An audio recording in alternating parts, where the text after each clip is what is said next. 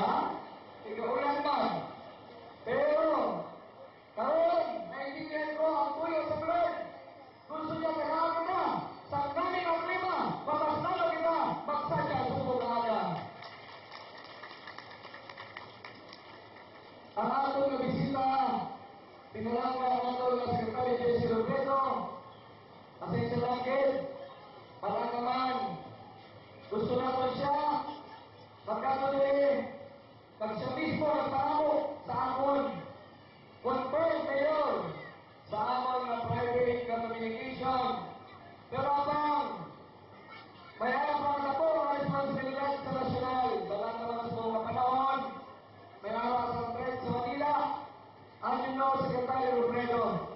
He is one, isang masaligan ni Presidente Pinoy as far as pagpadalaga sa atong puksod Pilipinas. Ang gani, mas importante dito, ang gani, himataw ko sa iya, Sek, don't worry, I understand ang imo trabaho, kami makikindi, dili sa Coronel San Coronado. Pero, sige na, total, wala man ka, nagkulang. Gimpasa naman ni Sek, ang iya ang pinalaga na aton dili, pagkalataw para sa aton, represented by the ILG ASEC na rimang ang buluto. Palapalan natin si ASEC. Salamat po ma'am for coming over. So aton, kasunod na Coronel, madamo na sa handogin para sa inyo. Karon nga 2012, ang mga nagpahintro natin, hindi na mo sa superstition sa tao. Hindi na mo ginahilig sa panahin. Apang, wala panahin mo. Ang aton ginapanayo swerte. Ginapanayo natin. Kaaluan, dili sa syudad. Pagkinawan ng buong mamay ng oras sa pagbabato. Kaya sinamay natin ang ating linebands. So we hope that this will give fortune also. This will guide us also. This will give luck para sa Coronel. Gani, pasalamat ako kay Mr. Miguel Cheng. Salamat po for your participation, special participation for this Sinugyaw Festival. Salamat po. This will all bring good luck para sa aton na siya. Karon, sa pinaabot ng mga inaglaw, of course, City of Coronel will be more likely. This is the start of everything ang mga Sinugyaw. We have to start our year with a bang. Mag-umpisa ang atong tuwing, sa ikakadako, kalimo, ang muna ang atong nga kapiyasahan. And so, as far as we would like to entertain Coronel only, we deem na kinailangan mag-expand na kita. We will expand our horizons. That's why we have to realize that we cannot a seat of regional center. Ang atong tema is building people, building character, and building progress. Coronel will be bigger if we expand our size, if we build people, people of Coronel, people of San Coronado, and of course, people of our region. We say from Coronel to region for now. Ang mga atong ambisyon, that's why kami ng mga regional directors, atong ginimitar, gina-involve, and I'd like to thank national agencies for joining in our parade. Para po, hindi ko lang kayo isa-isa. Special mention ko, ang DSWD, Dr. Ta, salamat po, talagang nagmata sa director. And other participants like Madam Stoke Ramos, move forward, not only for ourselves. Move forward, isa-isa, sabay-sabay. Abante, Leon 12, kasama ang Coronel City. Ngayong Sinugyaw Festival, marami tayong binago ng mante, hindi lang binago, hindi pinagdag at pinaganda. Hindi pa tapos ko. I hope you join us in our previous day's activities. Masayang nagkudyak, masayang nagkitak tayo sa aming program na nagduraman. Sana po nakita nyo, ipinamalas natin ang history ng Coronel. We are rich in tradition, we are rich in culture. Pagkalagay po natin, simula ngayon, bilang isang Coronelio, ipinakita natin ang turaman ng history. So na, mahalin pa natin ang ating puson na Coronel. So na, mas naiintindihan natin kung sino tayo. Nang sa araw din, sumigaw, umundyak, at kumanta, kasama rin ang 80s band. Salamat po sa mga participate. Dinalaw natin ang isang kanta na pinakamagaling sa buong Pilipinas para po sa inyo. Nang sa araw po, nasaksiyan natin ang ating nakambili. Gusto ko po ipahalo sa inyo. Nandito sa ating nakambili, hindi lang po beauty, hindi lang beauty pageant. Ang pinamalas natin doon at pinagsa natin para sa ating environment.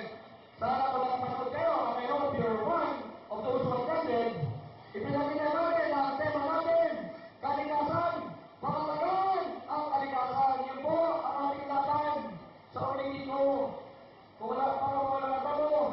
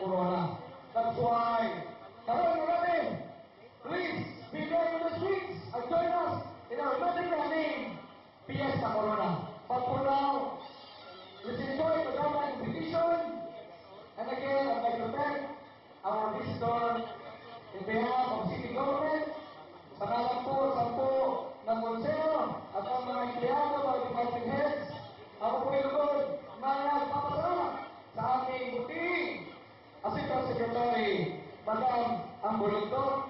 At sa muli, sa inyong naman, ako na mo kinatangyaw. Happy 12th Hinugya Festival! Happy 72nd Foundation Anniversary! Kagami, Torreal, salamat kayo. The creative leader or guest speaker for the anniversary program, we would like to call on the Provincial Director of EILG South Cotabato, Madam Josephine C. Esa.